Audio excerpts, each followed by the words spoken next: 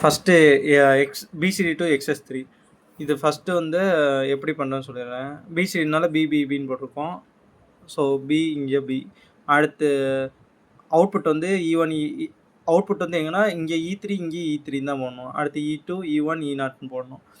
இது வந்து வரிசைக்கா இப்போ பிசிடினாலே என்ன தெரியணும்னா அது 4 பிட்டு. 4 பிட்னா இதில் 0லேருந்து 15 வரையும் சப்போர்ட் பண்ணணும்னு தெரிஞ்சிருக்கணும். ஸோ 0லேருந்து 15 வரையும் எழுதியிருக்கணும். ஆனால் பிசிடினா நமக்கு என்ன தெரியணும்னா இன்னொன்று 0 to 9 வரையும் தான் சப்போர்ட் பண்ணணும்னு தெரிஞ்சிருக்கணும். அது 4 பிட்னால 0 to 15 வரையும் சப்போர்ட் பண்ணும். ஆனால் பிசிடினால 0 to 9 வரையும் தான் சப்போர்ட் பண்ணும். ஸோ வந்து பிசிடி டு XS3 அப்போ XS3 தான் முடியுது. ஸோ +3ல் வந்து பண்ணணும் எல்லாமே. ஸோ 0னா 0 + 3 வந்து +3. ஸோ 8 4 2 1 போட்டோம்னா இங்கே 2 1 3. அடுத்து 1னா 4. அடுத்து இப்படியே போடணும். அப் டு எது வரையும் பிசிடினாலே 9 வரையும் தான் சப்போர்ட் பண்ணணும்னு சொன்னேன். அப்போது அப் டு எங்கே இருக்குது இதோ 8 இதான் 9. இது வரையும் போட்டிருக்கணும்.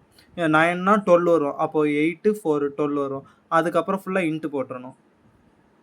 டோன்ட் கேஷ் போட்டுடணும். அடுத்து அதை எடுத்து கேமேப் போடணும். கேமேப் போட்டால் இப்படி ஒரு ஆன்சர் வரும்.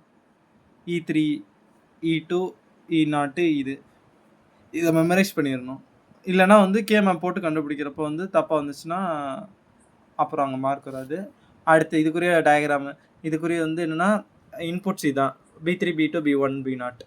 ஸோ வந்து B3 B2 B1 B0 போட்டிருக்கோம். இதில் எதுக்குமே வந்து நாட் நம்ம யூஸ் பண்ணவே இல்லை.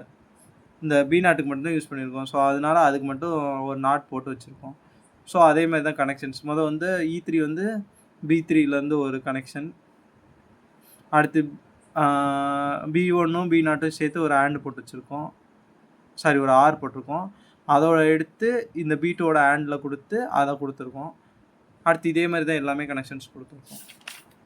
அவ்வளோதான். இதுதான் BCD to XS3.